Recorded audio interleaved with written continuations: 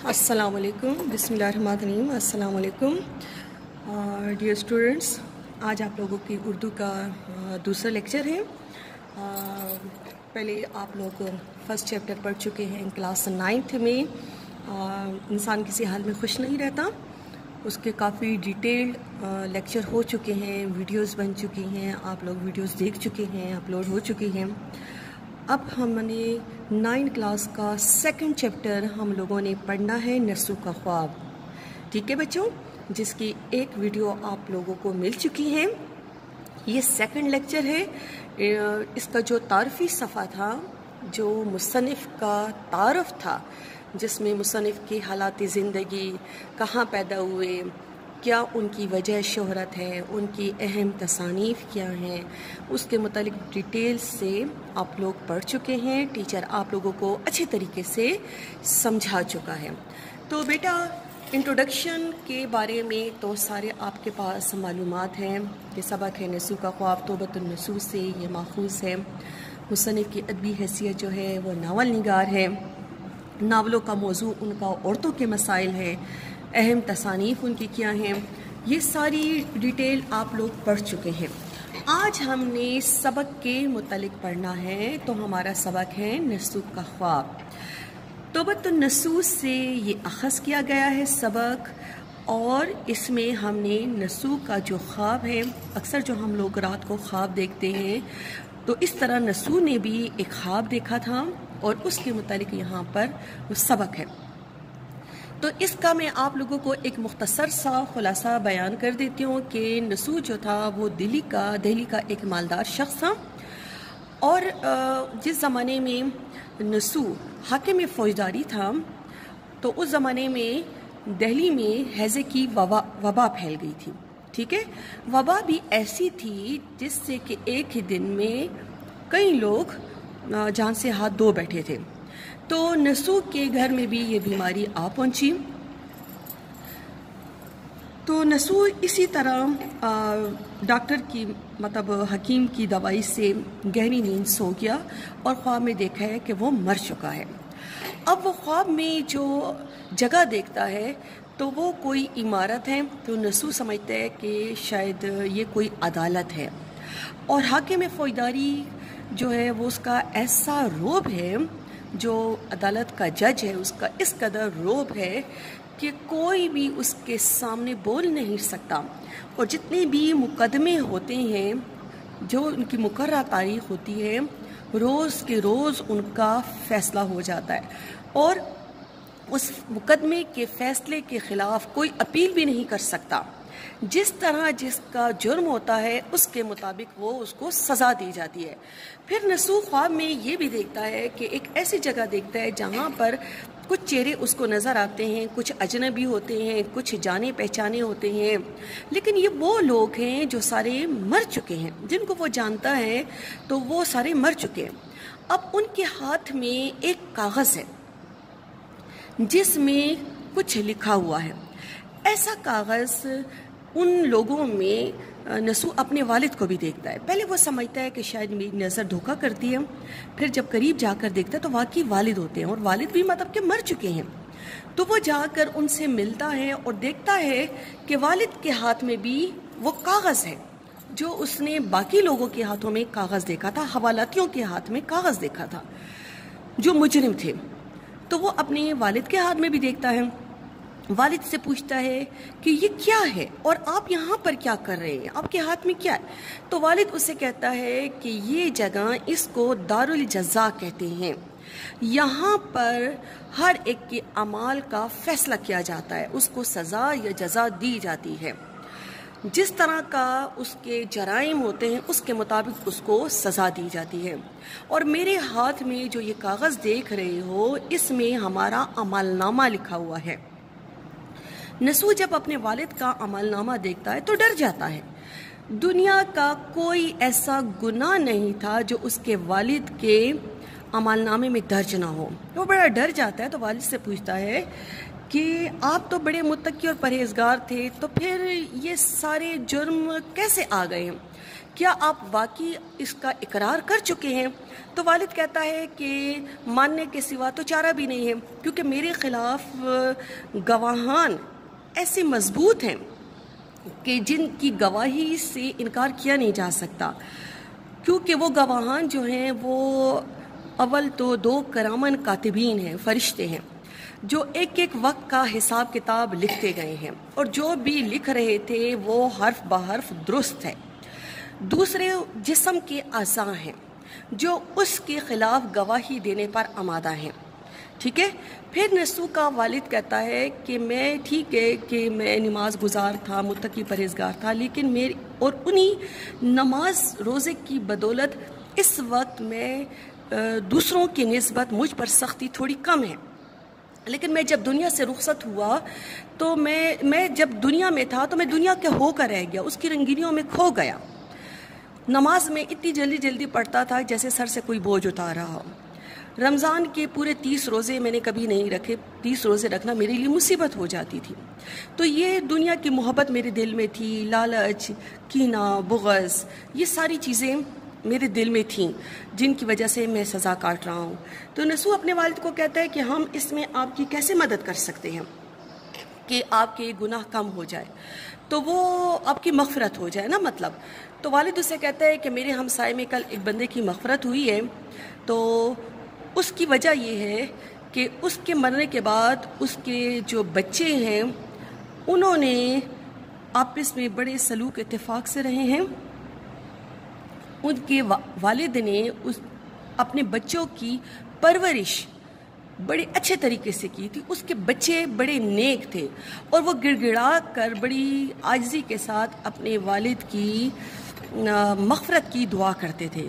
نسو نے جب غور کیا تو اپنے والد سے کہا کہ آپ کے مرنے کے بعد ہم نے صدقہ و خیرات تو بہت زیادہ کیا، لیکن آپ کے مرنے کے بعد جائیداد کے جھگڑے ایسے پڑے جو ابھی تک سلجھے نہیں ہیں۔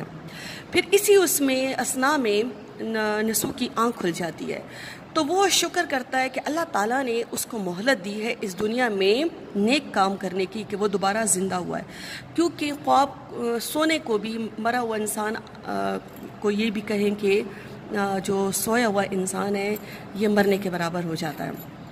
تو اس کی آنکھ جب کھلی تو وہ اس سے اللہ تعالیٰ کا شکر ادا کیا کہ شکر ہے کہ اللہ تعالیٰ نے اسے نیند سے بیدار کیا، اس واسطے کہ وہ دنیا میں اچھے اعمال کر سکے۔ اپنے بیوی بچوں کو بھی اس نے یہ قصہ سنایا اور وہ بھی اس سے متاثر ہوئے، اور انہوں نے بھی آئندہ کے لیے نیکی کا ارادہ کر لیا۔ تو بچوں یہ تو تھا اس کا ایک مختصر سا خلاصہ۔ اب آ جاتے ہیں ہم سبق کی طرف۔ یہ اقتباس مولوی نذیر احمد کے ناول توبۃ النصوح کے پہلے باب سے لیا گیا ہے۔ اقتباس کہتے ہیں کہ یہ جو باب ہے، یہ حصہ جو ہے، یہ پیراگراف جو ہے، یہ توبۃ النصوح کے پہلے حصے سے، باب پہلے حصے سے لیا گیا ہے۔ اس ناول میں یہ تعلیم دی گئی ہے کہ انسان صرف دنیا کا ہو کر نہ رہ جائے۔ اس ناول میں یہ تعلیم دی گئی ہے کہ انسان صرف انسان دنیا کی رنگینیوں میں ہی نہ کھو جائے۔ اس کے ذمہ کچھ فرائض ہے۔ اللہ تعالیٰ نے اسے اس دنیا میں جب بھیجا تو کسی مقصد کے لیے بھیجا کہ اس دنیا میں نیکی کرے، دنیا کے کاموں کے ساتھ ساتھ ایسے نیک اعمال کر کے دنیا سے جائے کہ آخرت کی کامیابی بھی مل جائے۔ دیکھیں بچوں، یہاں سے لے کر یہاں تک اگر آپ دیکھیں تو پورے سبق کا نچوڑ ان 2-3 الفاظ میں چھپا ہوا ہے، ٹھیک ہے، کہ آخرت کی کامیابی بھی مل جائے، کہ دنیا میں اگر انسان نیک اعمال کرے گا تو آخرت میں بھی وہ کامیاب ہوگا۔ اس ناول میں مولوی نذیر احمد لکھتے ہیں کہ ایک سال دہلی میں ہیضے کی ایسی وبا پھیلی کہ ہر روز سینکڑوں لوگ مرنے لگے۔ بیماری ایسے آتی کہ 1-2 گھنٹوں میں انسان کا کام تمام کر دیتی۔ کام تمام کر دینا یہ محاورہ ہے، ٹھیک ہے، کہ 1-2 گھنٹوں میں انسان کا کام تمام کر دیتی، کہ مطلب انسان موت کی نیند سو جاتا۔ لوگ بیماری کے خوف سے گھروں میں بند ہو کر رہ گئے، شہر ویران ہو گیا۔ دیکھیں بچوں، جیسے آج کل کرونا ہے، وبا ہے نا، وبا ہے۔ وبا کا کام کیا ہے کہ ایسی بیماری ہے جو کہ کم عرصے میں زیادہ لوگوں کو متاثر کرتی ہے، ٹھیک ہے، کم عرصے میں زیادہ سے زیادہ لوگوں کو متاثر کرتی ہے۔ جیسے کرونا کی بیماری ہے، سارے لوگ خوف کے ہمارے گھروں میں بند ہو کر رہ گئے. تو پرانے زمانے میں ہیضہ بھی ایسی ہی بیماری سمجھی جاتی تھی، کیونکہ اب آج کل اس کا علاج ہے، علاج ممکن ہے، اسی لیے ہم اسے اب اتنی کوئی خطرناک بیماری نہیں سمجھتے ہیں.